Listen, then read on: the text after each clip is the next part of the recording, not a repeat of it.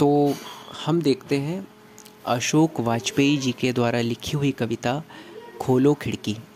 इस कविता को पढ़ते हैं और इस कविता को पढ़ने के बाद इसका हम भावार्थ देखते हैं। तो कविता है खोलो खिड़की। वाजपेयी जी कहते हैं, उठो खोलो खिड़की, भोर हो गई है, चिड़ियों की आवाज़ें आ रही हैं, उठो खोलो खिड़की। वाजपेयी जी का कहने का तात्पर्य सांकेतिक है। किसी भी कविता में यदि कवि खिड़की, पर्वत, पहाड़, नदी, वृक्ष, आवाज़, चिड़िया इत्यादि शब्दों का प्रयोग करता है तो कई बार वह सिर्फ उन्हीं के अर्थ में नहीं होती, बल्कि सांकेतिक रूप से कहे हुए वे शब्द कई अधिक विस्तृत होते हैं, कई तरफ इशारा ही कर रहे होते हैं। जीवन के किसी पड़ाव को, जीवन के किसी क्षेत्र को, जीवन के किसी दृश्य को, जीवन के किसी रहस्य को, जीवन के किसी हिस्से को या एक जीवन को दर्शाते हैं। तो यहाँ पर यदि कवि कह रहे हैं कि उठो खोलो खिड़की, तो यहाँ कवि का कहने का तात्पर्य है कि जीवन की निराशाओं में आपने आशाओं के जीवन जीने की उस नज़रिए की खिड़की को जो बंद कर रखा है, जो आप निराश हो गए हैं, आपकी लाइफ में एक लाइफ खो गई है कहीं, उस लाइफ को देखिए, वो आपके सामने है। आवश्यकता है उस नज़रिए की खिड़की को खोलने की। तो कवि कह रहे हैं उठो खोलो खिड़की, यानी अपने जीवन की आशाओं की खिड़की को खोल लीजिए। कवि कह रहे हैं भोर हो गई है। कई बार हमारे जीवन में वो पल आ जाते हैं, वो लम्हे आ जाते हैं, वो अवसर आ जाते हैं जिनमें हम जीवन जीने के एक नए रास्ते को देख पाएँ, जिनमें हम सफलता के एक नए सफ़र को तय कर पाएँ। लेकिन हम वो रास्ते, वो पल, वो दृश्य, वो सुबह अपने जीवन की इसीलिए नहीं देख पाते क्योंकि हमने वो नज़रिए की खिड़की ही बंद कर रखी होती है। हमने निराशाओं से उस खिड़की में लॉक डाल दिया होता है, उस खिड़की को निराशाओं से बंद कर दिया होता है। तो आवश्यकता है कि हम उन आशाओं को, उन उम्मीदों को देखें जो हमारे जीवन के नज़रिए में बंद खिड़की के कारण नहीं दिख पा रहे। तो कवि कह रहा है कि भोर हो गई है, उम्मीदों का नया सवेरा हो गया है, चिड़ियों की आवाज़ें आ रही हैं, यानी जीवन में चारों तरफ ऐसी उमंगें, ऐसे पल, ऐसे लम्हे, उनकी आवाज़ें, उनका शोर चारों तरफ से आ रहा है और वो हमें प्रेरित कर रहा है कि आओ देखो, नया सवेरा, उम्मीदों का नया सवेरा हो गया है। लेकिन हम उस खिड़की को खोलना नहीं चाहते, हम उस नज़रिए को फिर से जगाना नहीं चाहते। हम निराशाओं में इतने डूब जाते हैं कि हम आंखें खोलकर देखना ही नहीं चाहते कि चारों तरफ जीवन भरा हुआ है, वो उमंगें हैं जिनमें हम नए जीवन को जी सकते हैं। कवि कह रहा है उठो खोलो खिड़की, भोर हो गई है, चिड़ियों की आवाज़ें आ रही हैं, उठो खोलो खिड़की। आगे कवि कह रहा है पुकारो जीवन को, अपने जीवन को पुकारो। जीवन में से जो जीवन निकल गया है, यानी लाइफ में जो लाइफनेस है जो कहीं खो गई है, उसको आवाज़ दो, यानी जीवन को आवाज़ दो, जीवन जीने की इच्छा शक्ति को आवाज़ दो। कई बार जीवन जीते हुए भी इंसान जीवन जीता नहीं है बल्कि जीवन काटता है, जीवन होते हुए भी वह जीवन नहीं होता। इसीलिए कवि कह रहे हैं कि पुकारो जीवन को, यानी अपने लाइफ में जो लाइफनेस है उसको आवाज़ दो। जीवन के अंदर जो जीवन आप जी नहीं रहे हैं उसको पुकारिए, उस जीवन को जीना है, उस जीवन को आवाज़ दीजिए। और कह रहे हैं कवि पुकारो जीवन को उसके असंख्य नामों से, यानी जीवन सिर्फ एक जीवन नाम से नहीं जाना जाता, जीवन कई प्रकार से दिखाई देता है। जीवन जिसको हम जीना नहीं चाहते, जीवन जिसमें हमने उमंगें खो दी हैं, जीवन जिसमें हमने तरंगे खो दी हैं, जीवन जो हमारे जीवन से कोसों दूर है, उस जीवन को हम वापस कैसे जी पाएंगे? उस जीवन को जीने के लिए हमें उसके कई नाम देखने पड़ेंगे, कई रूप देखने पड़ेंगे, कई ढंग देखने पड़ेंगे।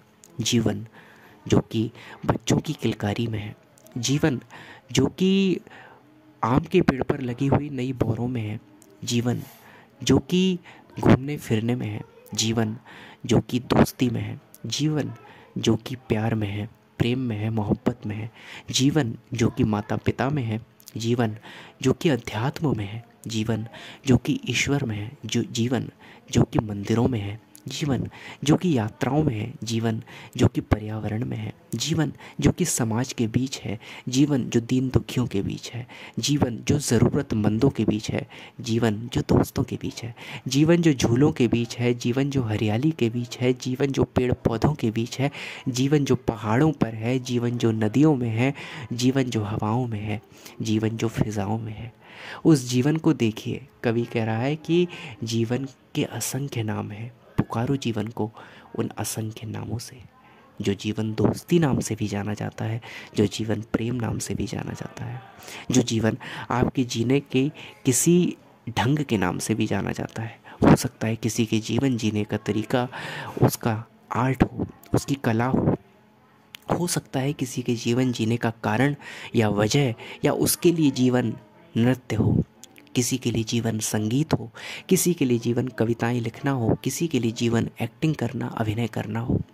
कवि कह रहा है कि पुकारो जीवन को उसके असंख्य नामों से, जो तुम्हारी खिड़की के नीचे अर्थात तुम्हारे जीवन जीने की वजह जो रूपी जो खिड़की है, जो नज़रिया है, उसके नीचे जमा हो सकें, ऐसे नामों से जीवन को पुकारो। तो कवि यहाँ पर जीने की वजह देना चाहता है मनुष्य को। कवि कह रहा है देखो जितनी धूप खिली है उतना ही जीवन है। यानी कि कवि यहाँ बताना चाहता है कि तुम्हारे पास जो जीवन है, जो जीवन की उमंग है, जो तरंग है, जो जीवन जीने की वजह है, वह अनंत है, असीमित है। किसी रोज़ हमारी सुबह नींद खुले और कोई हमसे कहे कि चारों तरफ देखो कितनी धूप फैली है, इस धूप को मेज़रमेंट करो, इस धूप को नापो, तो क्या उस धूप का मेज़रमेंट किया जा सकता है? उस धूप को भला नापा जा सकता है? तो कवि यहाँ पर यही कहना चाह रहा है कि जितनी धूप खिली है उतना ही जीवन है। अर्थात तुम्हारे पास जीवन जीने की असंख्यों वजहें हैं, जीवन जीने के अनंत कारण हैं। जीवन जीने की जो उमंग है वो धूप की तरह चारों ओर फैली है।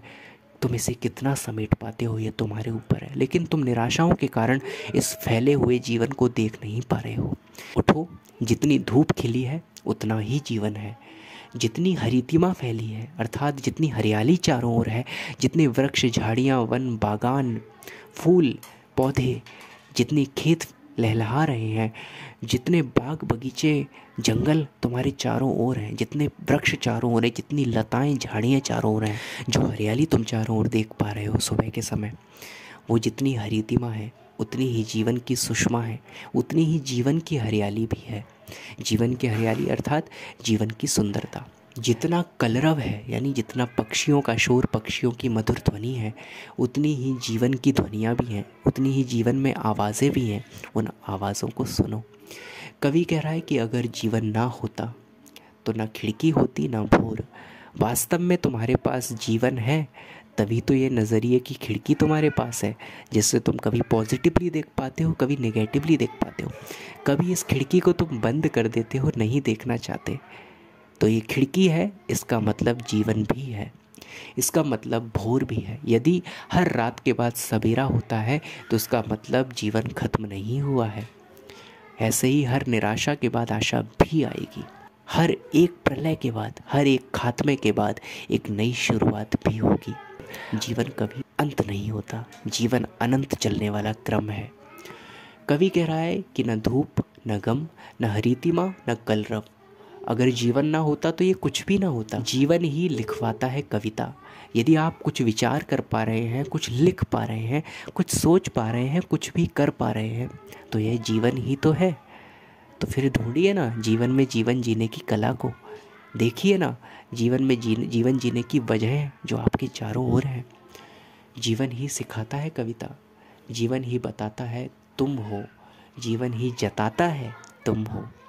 देखिए आप कैसे जीवन जी सकते हैं, माउंट क्लाइंबिंग करके, या हॉर्स राइडिंग करके, या मंदिरों की यात्रा करके, या जगह जगह घूमकर, या किसी की मदद करके, या अपने माता पिता की उम्मीदों को पूरा करके, किसी से प्रेम करके, किसी की सहायता करके, अनाथ बच्चों को गोद लेके, बुजुर्गों की सेवा करके, ईश्वर की सेवा करके, अध्यात्म में डूबकर, भक्ति के रस में डूबकर, पेंटिंग करके, चित्रकारी करके, कला करके, नृत्य करके, संगीत का सहारा लेकर के, एक्टिंग करके, अभिनय करके, मंच पर प्रस्तुति देकर, अनेक प्रकार से आप जीवन को जी सकते हैं।